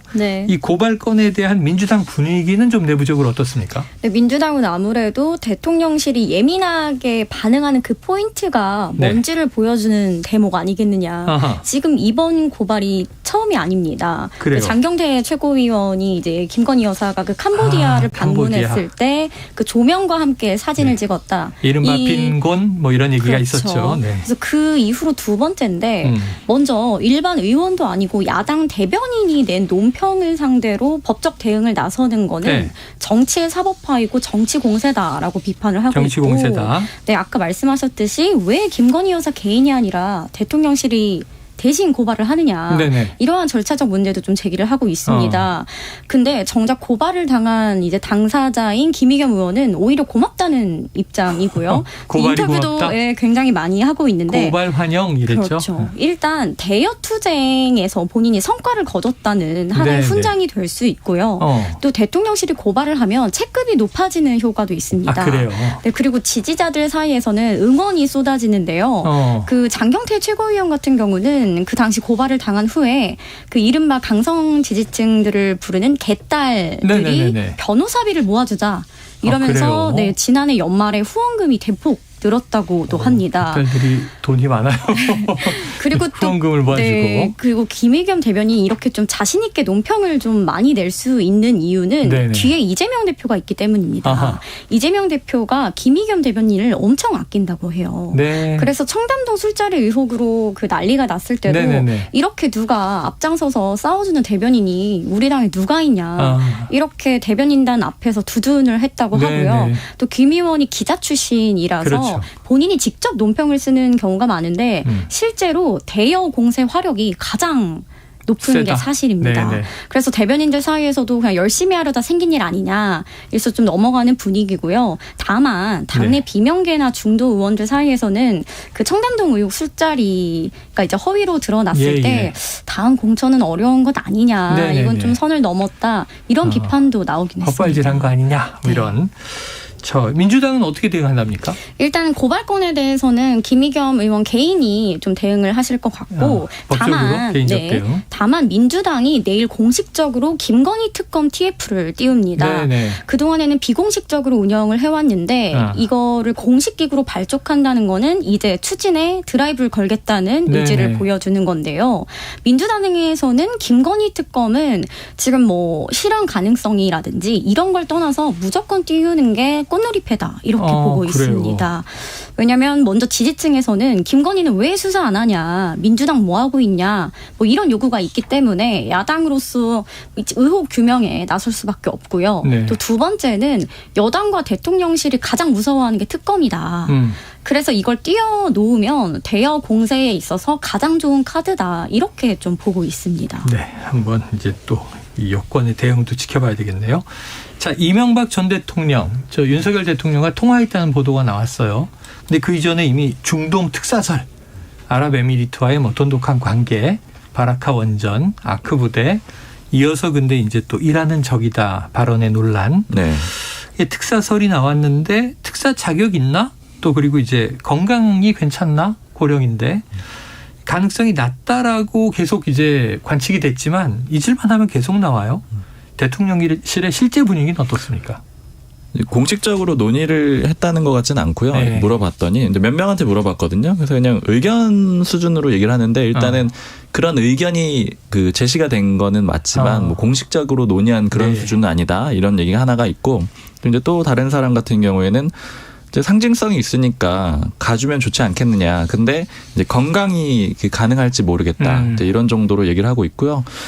분위기는 이런데 아무래도 요거 이제 익명의 관계자를 통해서 그 보도를 내보내도록 한 거는 분위기도 좀 살펴보겠다 이런 취지로도 저는 해석이 되거든요. 그러니까 요건 이제 제 해석인데 아마 좀 분위기를 보고 그다음에 건강 상태가 괜찮다라고 하면은 추진을 할 가능성도 좀 있다고 보여요. 그리고 특히 지금 대통령실에 계속되는 이 스탠스 같은 거를 보면은 결집을 굉장히 유도를 하거든요. 지지층 결집이요. 그러니까 이명박 전 대통령이 뭐 소위 중도나 아니면 야권에서 봤을 때는 왜 저런 사람을 이렇게 내보내느냐 아니면 내세우느냐 이렇게 반발할 가능성이 있지만 윤석열 대통령 입장에서는 상대적으로 이 보수 진영 내에서 이게 좀 약하잖아요. 그 여건이 약하고 다져놓은 게 없기 때문에 그걸 좀 대신 해줄 수 있는 그런 이 방향성이 될 수가 있거든요. 이명박 전 대통령이나 박근혜 전 대통령 적극적으로 활용할 수 있을 걸로 보입니다. 네, 알겠습니다. 자, 이번에 이제 민주당 상황을 본격적으로 보죠. 이재명 대표가 2차 검찰 소환에 응하겠다 얘기가 나왔잖아요.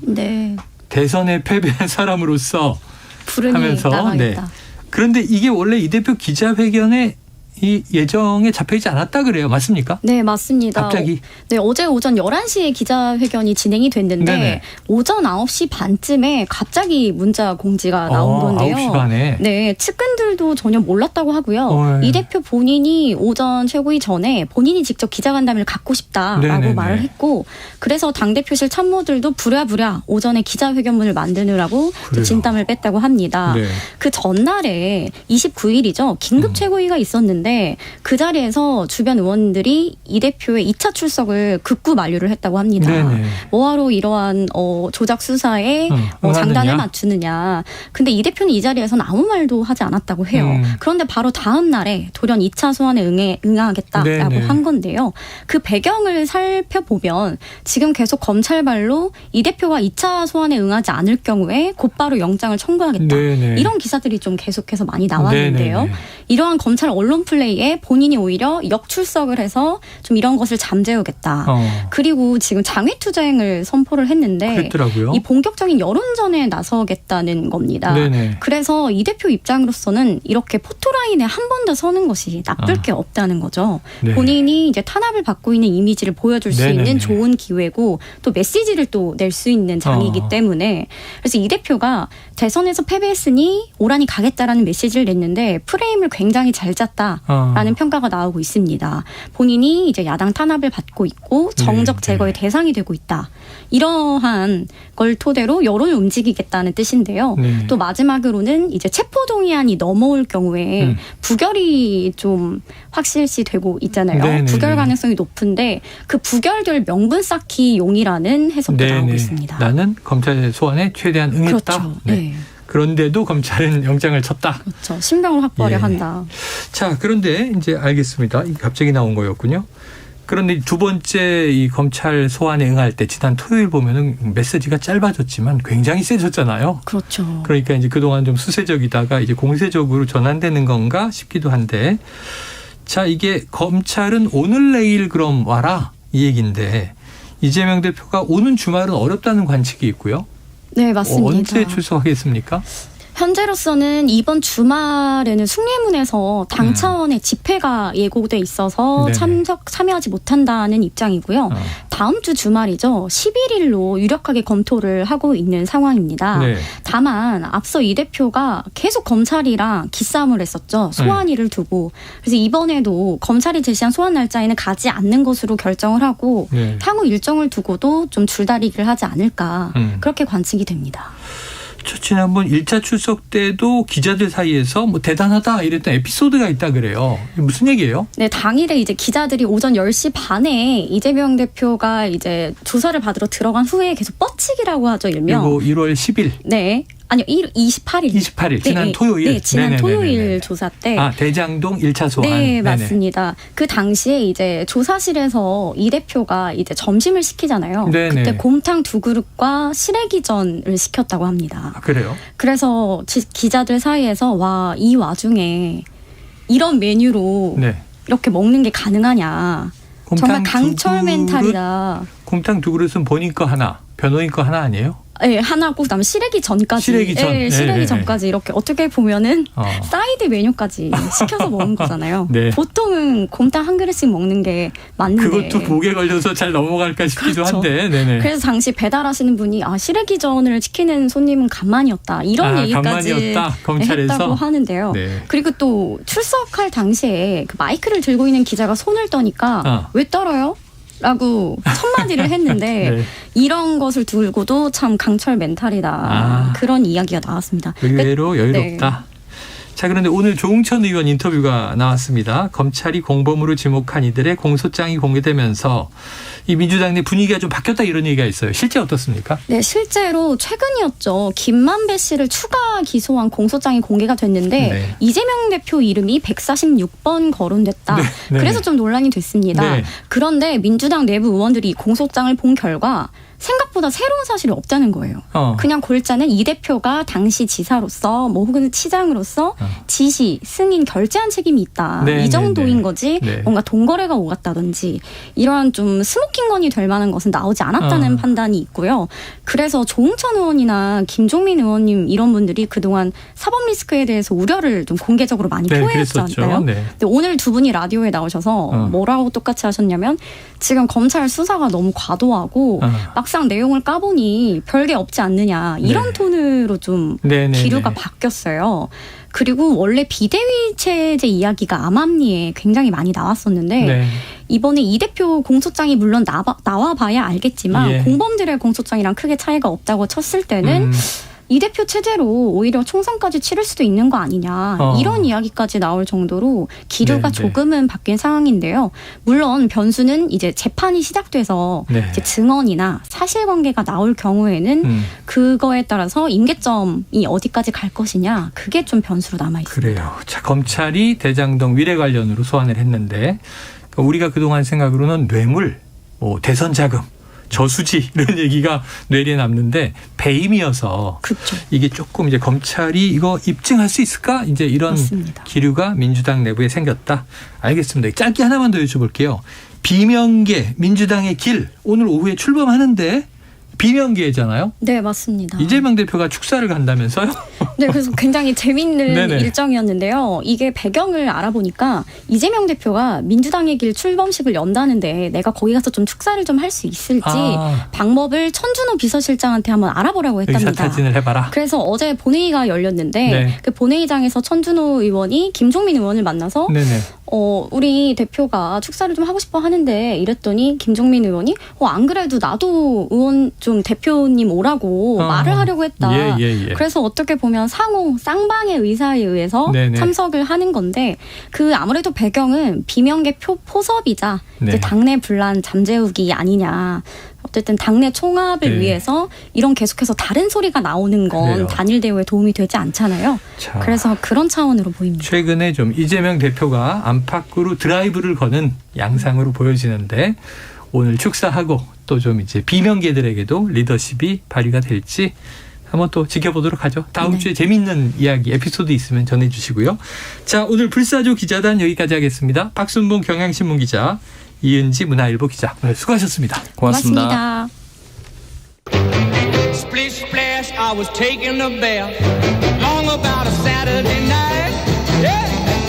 점심 먹고 유쾌한 시사 디저트 한 입. 최영일의 시사본부.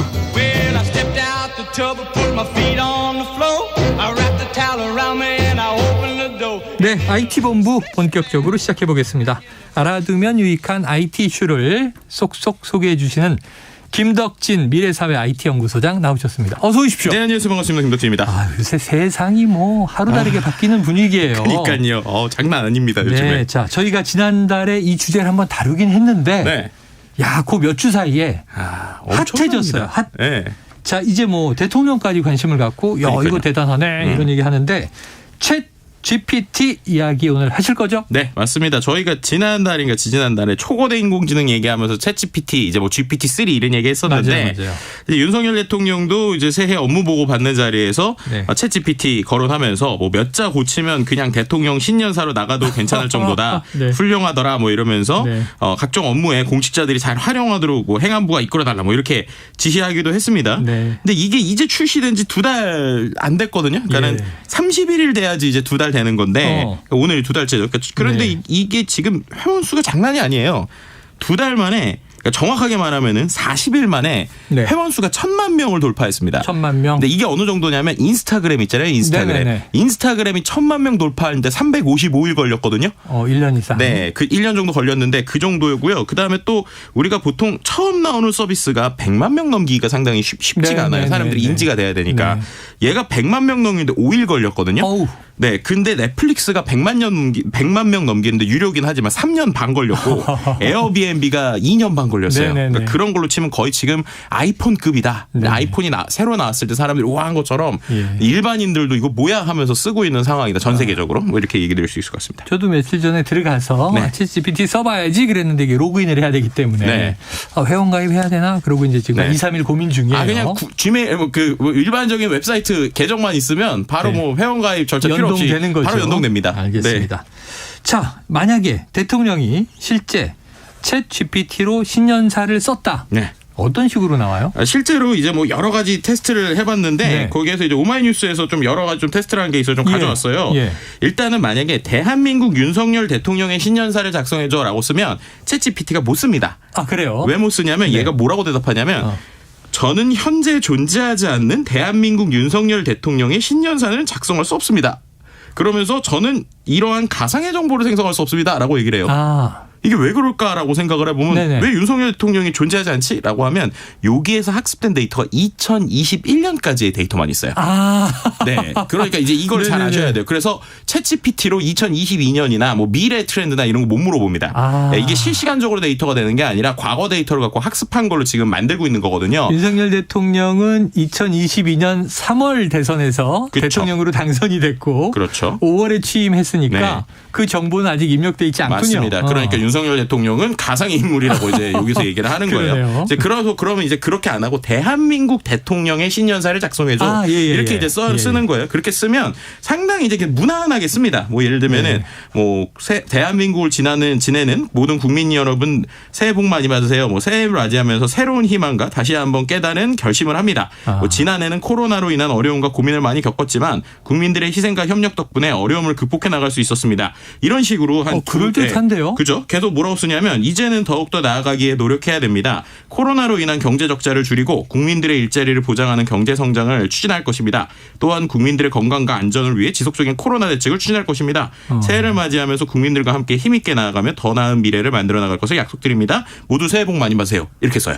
야, 이 김덕진 소장 지금 목소리를 들으니까 이분 야심이 있네. 야심이 있어. 제가 야심인데. 굉장히 진지하게 읽는데요. 저는 그냥 그렇게 되면 인공지능의 대변인이 되는 거예요. 그래요. 제가. 인공지능의 대변인이에요. 그러니까 어느 정도 이 정도까지 쓸 정도로 상당히 부드럽고요. 그리고 실제로 영문으로 쓰면 조금 더 디테일하게 내용이 나오는데 뭐 물론 이거에 대해서 우리 고민을 해봐야 될 게 한 가지 있어요.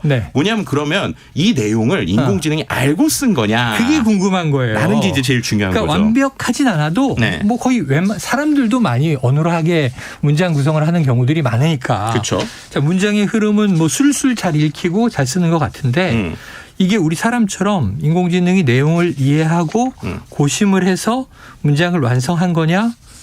그거예요? 그게 아니라는 게 중요해요. 아니에요? 네. 이게 이제 되게 중요한 거예요. 우리가 인공지능에 대해서 특히나 챗GPT 요즘에 나올 때 어떤 분들은 와 이게 뭐 사람보다 더 똑똑해라는 말을 쓰시는데 똑똑해가 아니고 정확하게 표현드리면 인터넷에 있는 수많은 글을 통으로 학습한 다음에 통계적으로 그 다음에 나올 만한 단어들을 계속 붙인다. 통계적으로 설명을 드리면 제일 좋을 것 같아요. 가장 많이 연결된 문장들을 술술 붙여 나간다. 네, 그렇죠. 그러니까 예를 들면 뭐 예전 방식의 교육, 인공지능이나 이런 거 전문가 방식의 방식은 예를 들면 뭐 대한민국의 수도는 서울입니다라고 얘기를 하려면 대한민국이 무슨 말인지 컴퓨터한테 알려주고 수도가 어떤 말인지 알려주고 그다음에 한 다음에 서울도 알려주고 이래야 된단 말이에요. 그러니까 정확하긴 한데 문제는 예를 들면 대한민국의 제2의 수도는 뭐야라고 물어보면 얘가 대답을 못 하는 거예요. 그렇죠. 학습이 안 돼 있었으니까. 근데 이번엔 뭐냐? 그냥 인터넷에 있는 수많은 글을 보니까 사람들이 대한민국 수도는 서울이야. 그러니까 뭐 예를 들면 어떤 사람이 대한민국 서울인 수도에서 놀았다라는 단어를 썼다고 치면 거기를 봤더니 대한민국 수도 다음에는 난 서울이 뭔지 모르겠는데 서울이라는 단어가 많이 나오네? 당연히 나오죠. 네. 그러니까 그건 이제 당연이라는 거는 우리는 당연하지만 이제 어떻게 보면은 인공지능 입장에서는 사람들이 서울이라고 많이 그냥 글을 쓴 거예요. 그래서 그걸 확률상으로 높으니까 서울이라고 뱉은 거예요, 결과를. 근데 그걸 보고 사람들이 우와 맞네?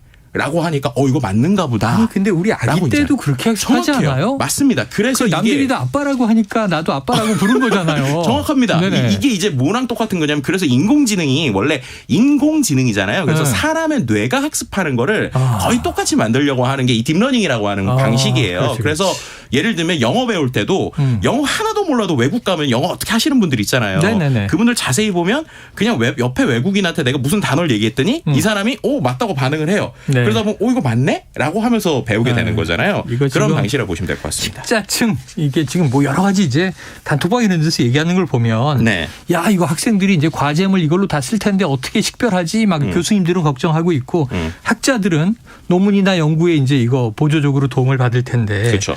그럼 이게 도움이 된다는 분도 있고. 네. 야 그러면은 이 학자 윤리에 어긋나는 거 아니야? 이런 분도 있고. 네. 지금 논란이 커요. 네, 맞습니다. 이제 실제로 결과들을 보더라도 아까처럼 네. 패턴적으로 쓰는 거니까 패턴적 문제는 잘 풀어요. 제일 대표적으로 로스쿨. 법률 같은 경우에도 다 패턴이잖아요. 그렇죠, 그렇죠. 그러니까 그 안에서 실제로 시험 채점을 해봤더니 미네소타 로스쿨에서 한 C+ 정도, C+ 정도의 학점이 일단 나왔고요. 지금 수준으로도 펜실베니아 와튼스쿨 MBA에서 운영관리 기말 시험을 봤는데 B-에서 B 정도의 학점이 나온답니다. 그러니까 통과는 되는 거예요. 네. 그리고 이러다 보니까 이제 실제로 영국의 맨체스터 대학교의 시오반 오코너 교수가 국제학술지 발표 논문에 챗 GPT를 공동 교신 저자로 등재를 했어요. 그러니까 이거는 거의 이 사람처럼 얘가 도와준 거다라고 하니까 이제 이게 과연 이거를 사람으로 봐야 되냐 안 봐야 되냐 이렇게 학술에서 이미 이슈가 되고 있고요. 그래서 뭐 네이처지 같은 경우에는 이제 과학 논문 저자로 챗 GPT 인정하지 않는다. 그래서 각자의 지금 어떤 의견들이 지금 나오고 있는 상황이다. 이렇게 설명드릴 수 있습니다. 교수님은 뭐 아이고 이거 인간 조교보다 낫구먼 뭐 이런 그렇죠, 분들 그렇죠. 네네. 자 이게 단순히 기능적으로 이게 잘 만드느냐 아니냐가 중요한 게 아니라 이게 이른바 생성형 AI지 않습니까? 그렇죠. 그럼 이제 우리 삶을 어떻게 바꿔놓을 수 있을지를 고민해야 하는 시기가 된 것 같은데 네. 어떻게 보세요? 그러니까 이게 결국에는 그냥 지난번에 한번 말씀드렸는데 너무 이거를 과대평가할 필요도 없고 과소평가할 필요도 없어요. 네. 약간의 도구가 생겼다. 좋은 도구가.